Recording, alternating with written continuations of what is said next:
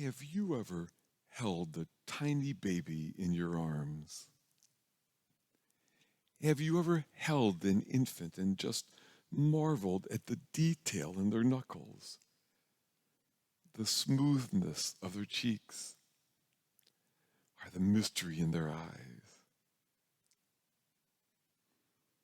Or this, have you ever stood at the graveside of a loved one and longed to hold that person again, to feel the squeeze of their hands, to hear their laugh, to touch their cheek? If you've ever done either of those, then you know something at the heart of this feast.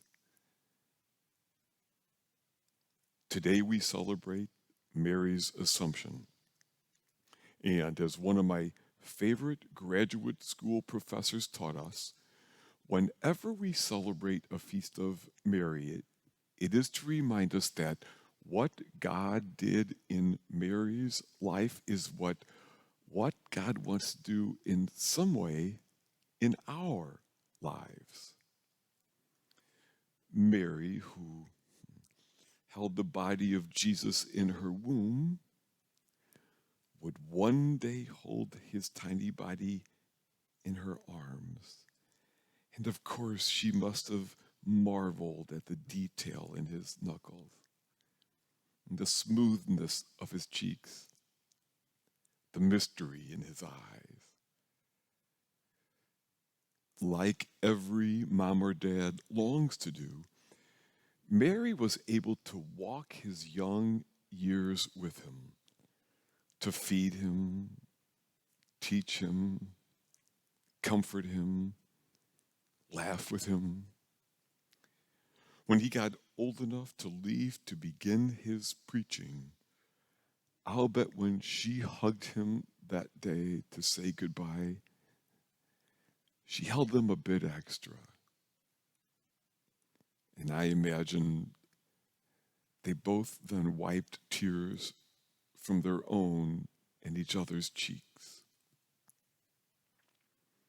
Soon, Mary's heart would be broken beyond measure when her son was killed and his body taken off the cross, when she held that broken, lifeless body in her arms.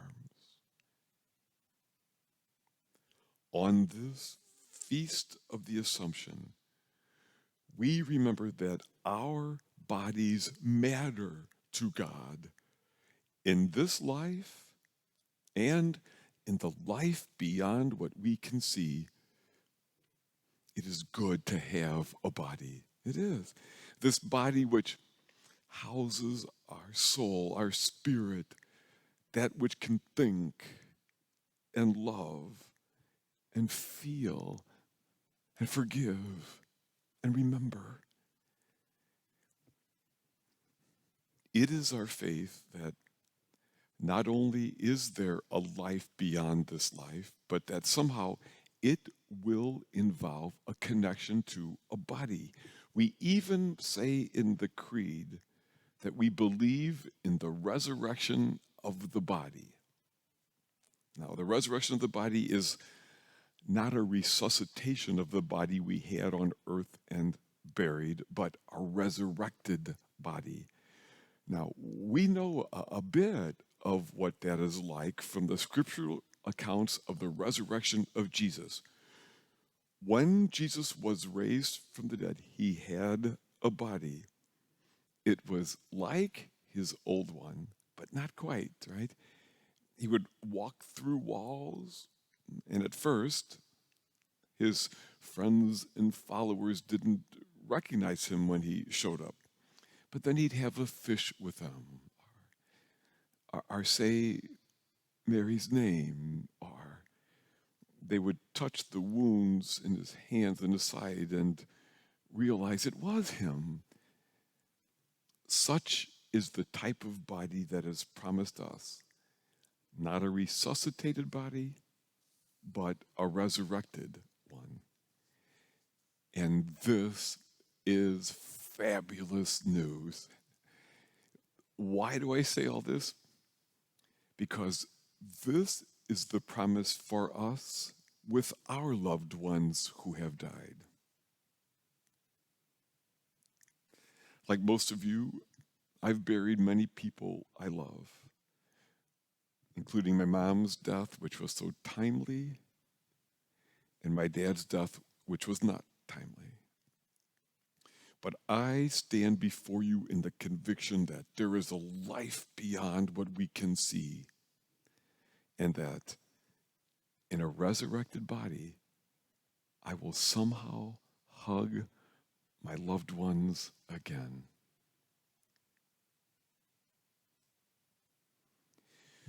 In case it is of any benefit, I'll end with a song I wrote. When I wrote it, I was working on a book for grieving children with some coaching for the grown-ups who loved those children. It first came to me as the song of a mom who was having to say goodbye to a dying child. But it broadened to a song perhaps for all the goodbyes of death. When you hear that song now, you'll hear that mom sings of the home beyond what we can see, telling her child not to be afraid because the love that child knew on earth in mom's love is a taste of the love that awaits in fullness for that child in the life beyond what we can see. The refrain is, "Go to God, my precious love. Know I'll always care.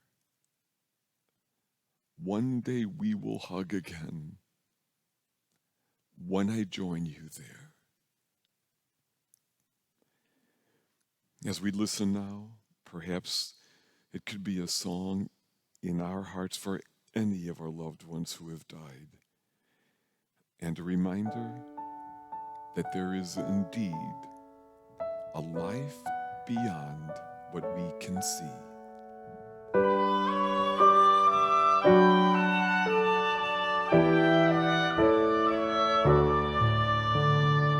There is a new home for you beyond what you can see.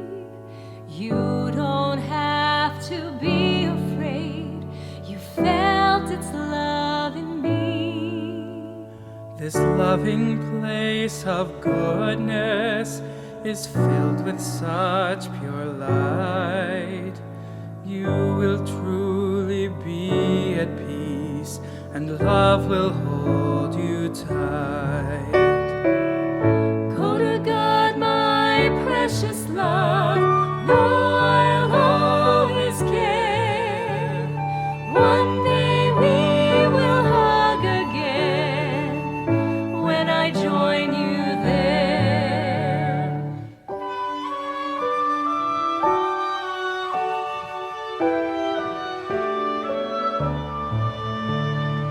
When I wonder how I'll live without you being here, I know that you will pray for me and trust that you are near. You will always have my heart. My You know I love you too. know I love you Yes, we're both forgiven, and now we start anew. Go to God, my precious love. Know I'll always care. One day we will hug again when I join